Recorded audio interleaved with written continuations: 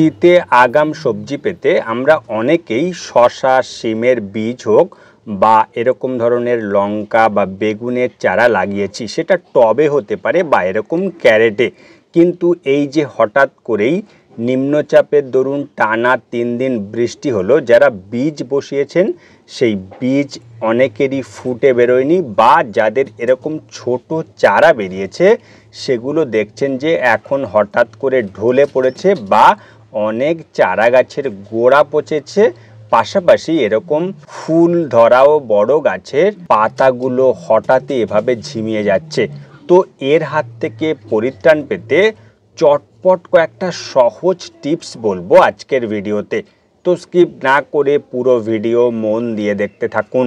নমস্কার, virtual gardening tips YouTube চ্যানেলে আপনাদেরকে স্বাগত জানাই। প্রথমেই বলবো, যারা সদ্য দানা বসিয়েছিলেন কিন্তু এই টানা বৃষ্টিটা খেয়ে গেছে, দানাগুলো আর দেখা যাচ্ছে না, এভাবে দানার ওপরের মাটিটা সরিয়ে দিন। তাহলেই দেখবেন এখন ধীরে ধীরে আকাশ পরিষ্কার হতে শুরু হয়েছে। কয়েকদিনের মধ্যেই এই বীজগুলো থেকে খুব সহজেই চারাগুলো বেরাতে থাকবে। এবার আসি, যাদের চারা এভাবে 2 পাতা বা 3 পাতা হয়েছে সেই গাছে সবচেয়ে বেশি সমস্যা দেখা দেবে। গোড়াগুলো পচে যাবে বা যখনই রোদ উঠবে দেখবেন গাছগুলো এভাবে ঢলে গেছে। সেজন্য আগাম কয়েকটা জরুরি কাজ সেরে ফেলতে হবে। প্রথম যে কাজটা করবেন, একটা ভালো মানের ফাঙ্গিসাইড। এক্ষেত্রে সবচেয়ে ভালো কাজ করবে অ্যামিস্টার টপ। এটা 1 ml 1 লিটার জলে গুলে এরকম ছোট যে চারা গাছগুলো রয়েছে সেই চারা গাছে তো অবশ্যই খুব ভালো করে স্প্রে করবেন। পাশাপাশি যে বাগানের আরও বড় গাছ রয়েছে সেই গাছগুলোতেও স্প্রে করবেন। বড় গাছ যদিও তাদের রোগ প্রতিরোধ ক্ষমতা বেশি, কিন্তু এরকম যে ছোট চারা রয়েছে এগুলোকে অবশ্যই করে স্প্রে করতে হবে, না হলে ফাঙ্গাসের আক্রমণের দরুন এই নরম কাণ্ডের ডগাগুলো পচে যাবে। ফলস্বরূপ এই গাছটাকে আর বাঁচানো যাবে না।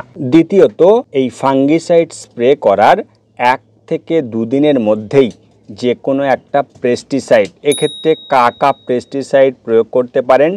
1.5 ml 1 লিটার জলে গুলে এই চারা গাছগুলোতে স্প্রে করবেন।